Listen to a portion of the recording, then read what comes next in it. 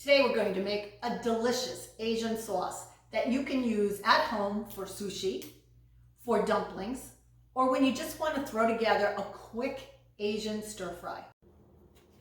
Today I picked up a spicy salmon roll at my grocery store because there was a sushi chef on staff and was making just some delicious looking sushi.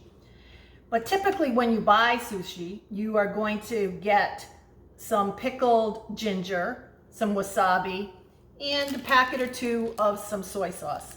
But I like to kick it up, so we're going to do that today and make a sauce that I think you're going to want to keep on hand. You'll need just 4 ingredients. You'll need soy sauce, rice wine vinegar, sesame oil, and some ginger paste, or you can grate some fresh ginger root. The soy sauce and the rice wine vinegar form the basis for this sauce.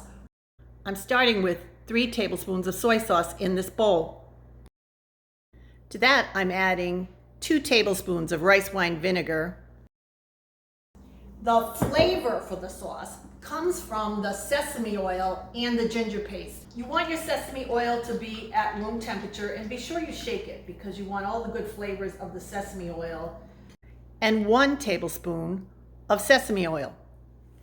And then finally, a nice squeeze of ginger paste to your taste that you're going to just mix together and let sit. When serving your dipping sauce with your sushi or your dumplings, you can serve it in the bowl family style.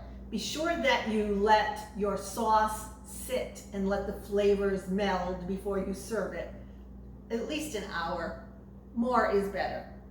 So you can either serve it family style, but I like to use these little tiny bowls and serve it individually so everyone can have their own dipping sauce.